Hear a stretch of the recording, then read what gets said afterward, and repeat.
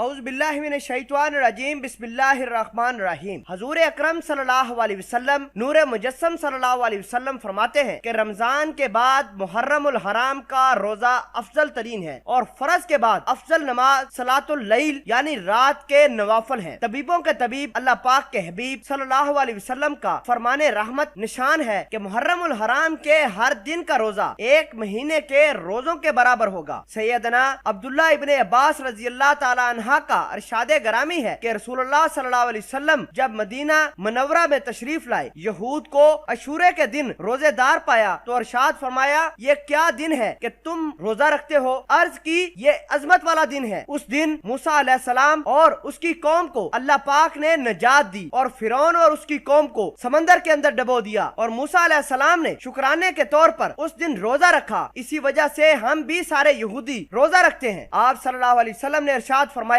ہم موسیٰ علیہ السلام کے تم سے زیادہ حقدار ہیں۔ تو سرور کائنات صلی اللہ علیہ وسلم نے خود بھی یوم عاشور کو روزہ رکھا اور یوم عاشور کو روزہ رکھنے کا حکم بھی فرمایا۔ سیدنا عبداللہ ابن عباس ایک اور روایت کرتے ہوئے فرماتے ہیں کہ میں نے سلطان دو جہان صلی اللہ علیہ وسلم کو کسی دن کے روزے کو اور دن پر فضیلت دے کر جستجو فرماتے نہ دیکھا مگر یہ کہ عاشورے کا دن اور یہ کہ رمضان کا مہینہ۔ نبی رحمت شفیع امت صلی اللہ علیہ وسلم نے ارشاد فرمایا یوم عاشور کا روزہ رکھو اور اس میں یہودیوں کی مخالفت کرو، اس سے پہلے یا بعد میں بھی ایک دن کا روزہ رکھو۔ عاشورے کا روزہ جب بھی رکھیں تو ساتھ ہی 9ویں یا 11ویں محرم الحرام کا روزہ بھی رکھ لینا بہتر ہے۔ اگر کسی نے صرف 10ویں محرم کا روزہ رکھا تب بھی جائز ہے۔ حضرت سیدنا ابو قتادہ رضی اللہ تعالیٰ عنہ سے روایت ہے کہ رسول صلی اللہ علیہ وسلم کا ارشاد گرامی ہے کہ مجھے اللہ پر گمان ہے کہ عاشورے کا روزہ 1 سال قبل کے گناہوں کو مٹا دیتا ہے۔ رسول صلی اللہ علیہ وسلم نے ارشاد فرمایا کہ جو شخص یوم عاشور کو اپنی آنکھوں میں سرما لگائے اور میرے نواسوں کو یاد کرے گا تو اس کی آنکھیں کبھی بھی نہیں دکھیں گی۔ مفسر شبیر حکیم الامت حضرت مفتی احمد یار خان رحمت اللہ علیہ فرماتے ہیں کہ جو شخص 9ویں یا پھر 10ویں محرم کو روزہ رکھے تو بہت ثواب پائے گا۔ بال بچوں کے لیے 10ویں محرم کو جو شخص امام زادوں کا ختم دلوائے گا اللہ پاک کی رحمت اور فضیلت سے اس کے گھر میں